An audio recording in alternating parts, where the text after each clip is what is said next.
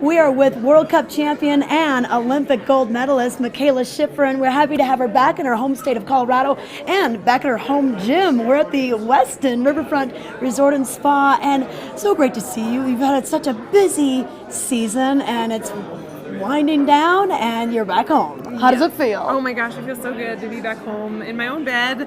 I was traveling since November pretty much. Well, since October, but I've been away in Europe or in South Korea since November, so it's so nice to be home. Well, congratulations on a great World Cup finish to the season, but we got to ask you about the Olympics. Pyeongchang, we watched that kind of roller coaster of scheduling and how it affected all the racers. And let's talk about maybe the performance that's most memorable to you from Pyeongchang.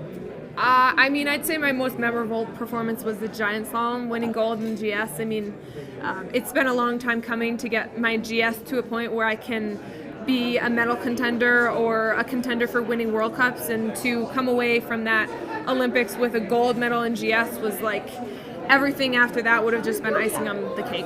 Yeah, perfect. And we are here at the Westin. They had a Q&A with a lot of the local kids, and they were giving you some pretty good questions. Yes, they were.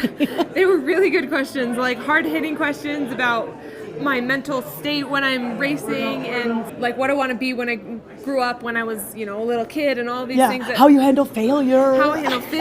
All these. I'm like, oh, you're gonna start crying up here.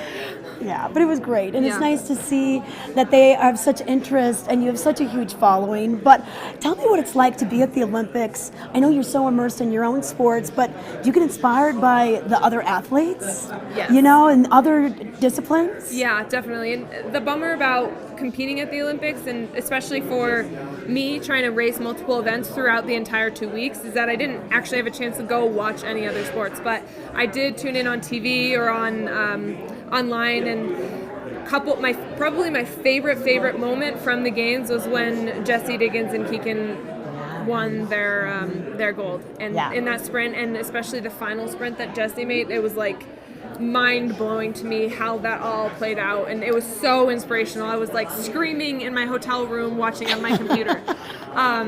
And that's something I'm going to forever remember about this Olympics, maybe even beyond my own success. Oh my gosh. Well, and then we also have to touch on another Vail local, Thomas Walsh. He competed in the Paralympics right after you guys came back home, and came back to Europe, and you sent out a heartfelt good luck wish to him. Tell us about your friendship.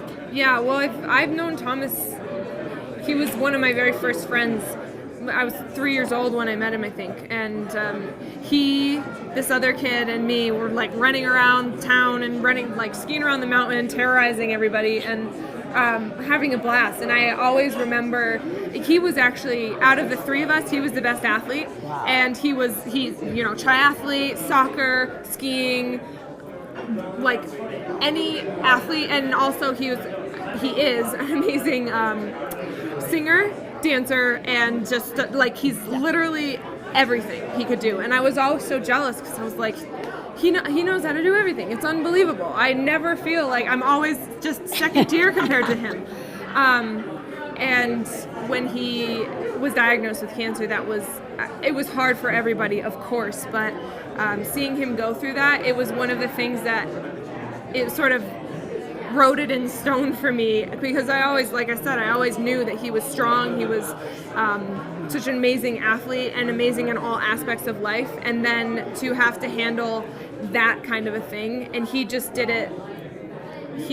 I can't imagine how it must have felt to deal with cancer for him, and I watched him go through a lot of the very difficult times, and I'm so incredibly impressed with how he did it and where he is now, knowing where he was. So that was kind of what that message was for me, was just to say oh my gosh, take a second, take a breath, and realize where you are right now. That's amazing. All right, well, where are you going next? What is your summer hold? I know that you just wrapped up a season, but training never really ends. No, I'm sure you'll be down at the Westin Gym in Mikaela's corner. I just did a session an hour ago. It never ends. Go right back into it, and I'm starting my spring ski camps pretty soon here, and actually tomorrow. So it just goes right into the next season. All right, you're dating another alpine ski athlete from France. Yes. Do you guys get to see each other? Is he going to come to Vail? He has come to Vail. He came last year, and then sometimes I go to France, and I'm often in Europe anyway for sponsor obligations or for something. So we try to link up when we're there, and we see each other periodically throughout the season, but we don't see each other that much, which is a bummer. Okay. But I kind of feel like that would be the way it is for me with any relationship, Exactly. because I'm a ski racer that's kind of goes with the territory. So it's incredible with Matt because he gets it. Okay. He just gets the whole yeah. thing. He's going through the same kind of Yeah. rigorous training and the schedule and everything. All right. Well, if you want to follow this gal, Mikaela Schifrin can be found on Instagram, Facebook, Twitter, Yes. all the social media, right? Yeah. Okay. All right. Well, good luck next season. Thank you.